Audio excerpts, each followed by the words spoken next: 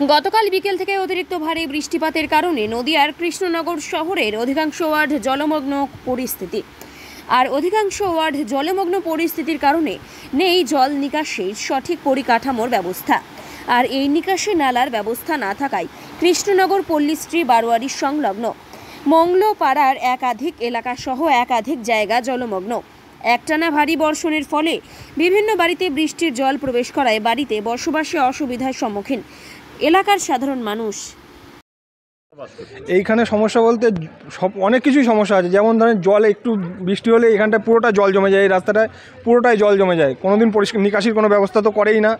তারপরে ধরেন পৌরসভার কোনো গাড়ি নোংরা তুলতে আসে না রাস্তার পাশে, আমাদের ধরেন বাড়ির নোংরাগুলো রাস্তার পাশে নিয়ে যদি রেখে দিই সেইগুলোও নিতে আসে না, কোনো আবর্জনা নিতে আসে না, নিকাশি তো কোনো ব্যবস্থাই নেই। প্রত্যেক বৃষ্টিতেই এরকম ঘরের মধ্যে জল জমে যায়, আমাদের সাপ ঢুকে যায় ঘরের মধ্যে জল ঢুকে যায়, এইভাবেই আমাদের চলাচল করতে হয়।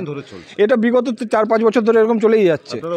অভিযোগ করেছি, এর আগে এসে দেখে গিয়ে কোনো রেসপন্স নেই। তারপরে পৌরসভায় জানানো, কাউন্সিলরকে জানানো হয়েছিল, আমাদের যাকে কাছে পাবো তাকে তো জানাবো, সেই যদি কোনো স্টেপ না নেয় তাহলে আমরা আর কি করবো।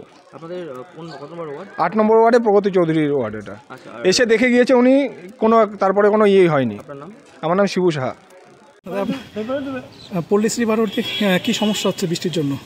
বৃষ্টির জন্য সমস্যা হচ্ছে, জলে হচ্ছে বৃষ্টি আসলেই সব জল এখানে ঢুকছে, মাঠের মধ্যে ঢুকে সব বাড়ি জল চলে যাচ্ছে। আমার ঘরে আঁথুয়ানি জল, আমি ঘর ছাড়া হয়ে গিয়েছি, খেতে পাচ্ছি না, রাতে শুতে পাচ্ছি না একদম। পৌরসভা থেকে কি কোনো পদক্ষেপ নিয়েছে? পৌরসভা পদক্ষেপ বলতে পৌরসভার চেয়ারম্যানকে বললাম আমি পাম্প বসাবো, এই তো কিছু করার নেই, আর কোথায় জল ফেলবে আমার সেটাই চেয়ারম্যান এসতে লাগছে না। আপনার নাম? চেয়ারম্যানের সঙ্গে এখন কথা বলবো। আপনার নাম?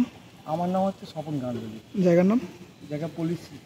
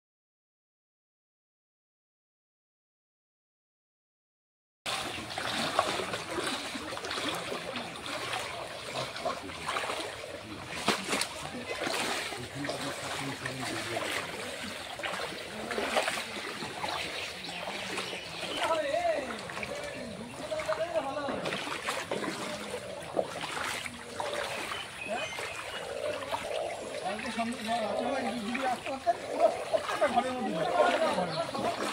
মধ্যে